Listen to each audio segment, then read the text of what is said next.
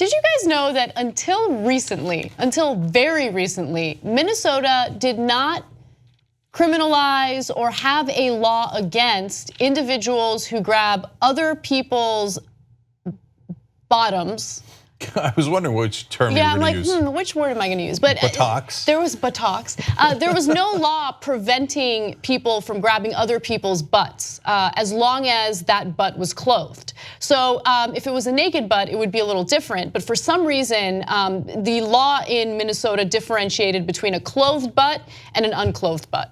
And so if it's a clothed butt and you grab it, no assault charges. However, recently the Senate Judiciary Committee in Minnesota voted unanimously to put a law on the books that would essentially make it illegal to grab someone in that fashion. So according to this new law, a first offense would be a gross misdemeanor punishable by up to 1 year in prison and a $3,000 fine. And that's, of course, if the person's convicted. A second offense could be upped to a felony, punishable by up to 7 years in prison and a $14,000 fine. Now, there were recently 2 high-profile cases where 2 high-profile people were accused of grabbing women in that area. Of course, the first person was former US Senator Al Franken. And then the second was a former state senator, Dan Schoen, a Cottage Grove police officer, and he resigned from his elected post last year after allegations that included grabbing the buttocks of a female candidate at a political event. Jesus, man, he grabbed a candidate's ass? Okay. So there's a lot of things that are fascinating about this. One is the naked butt exemption. Is there a situation where you're walking by naked women and grabbing their ass? That's not a common occurrence, is it? I mean, I would imagine that 99 out of 100 times they're grabbing clothed buttocks, right? Mm-hmm. So they're like, okay, in the nearly impossible case, you will actually get punished. But in the case that happens 99 out of 100 times, you're free to go. So that's weird. Mm-hmm. And then what's even weirder is that this clothed butt exception was not in place in 1888. They actually made that rule in 1988. So fairly recently. And so the lawmakers were trying to figure out where the origin or what the reasoning or logic was behind making this clothed butt exception, right? And they can't figure out exactly what it is definitively, but what they think is that there was some concern in regard to coaches, because coaches for some reason love to slap athletes' butts. And that's like I mean it's like a weird, acceptable, like endearing thing in sports, and thus another reason why I don't understand sports. But whatever, people are having fun, I guess. So they were worried that coaches would get prosecuted or something. Yeah, and it's called the coach's exception, and I never understood that either. I played football, and I never felt a compunction to pat another gentleman's ass, right? Yeah. Like when I think like, hey, good tackle, Clarky. I never thought like, oh, way to go, Clarky, way to go, right? I don't know. I know they're not doing this. And in this case, you're allowed to pat in that kind of situation. You just can't be sexual or aggressive about grabbing someone's butt. That's what's now a crime.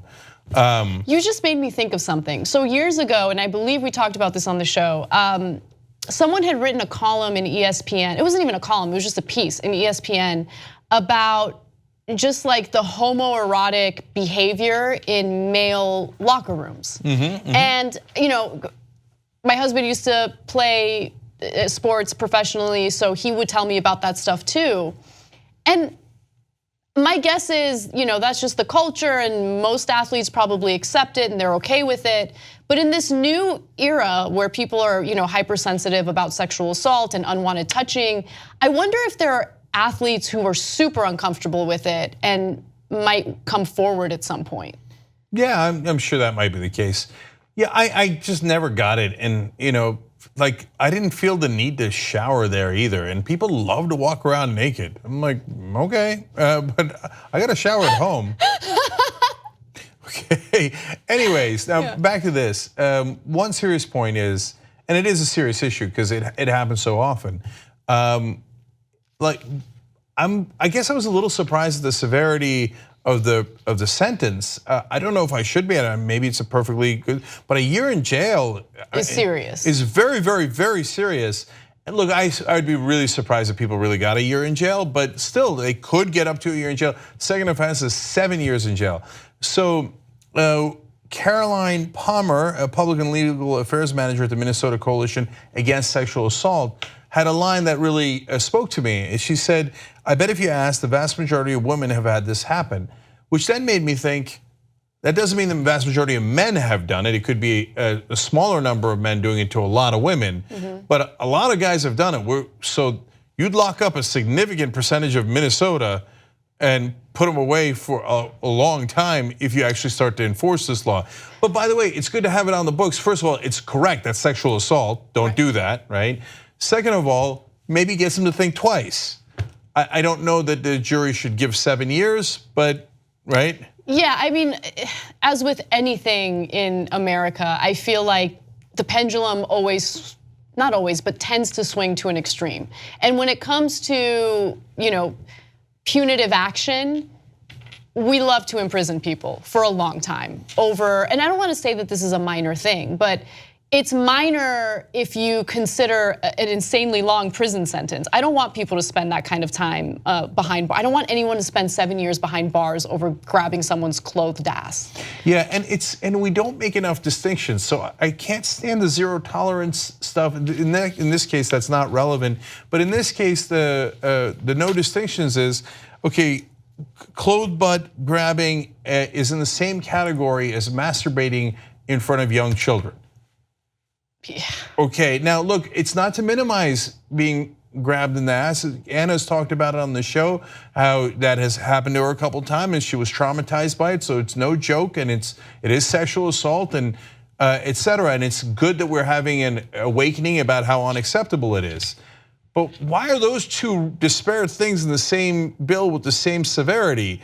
Like, it's weird, but in America, everything's black and white. Right, and that's the biggest issue. Like, we need to have dialogue and actually differentiate between the severity of a rape and something like this, or the severity of having some person masturbate in front of you versus someone grab. And by the way, again, on 2 different occasions in my life, I've had males grab my butt in that way. And for someone who hasn't had it happen to them, I think it's easy to kind of like write it off as not that big of a deal, but it's seriously degrading. I was actually shocked at how violated I felt because I wouldn't have thought that way prior to experiencing it. I'm just being honest. And it's just so degrading and you feel so violated. So, yeah. But even with that said, I don't think that it's on the same level as, someone,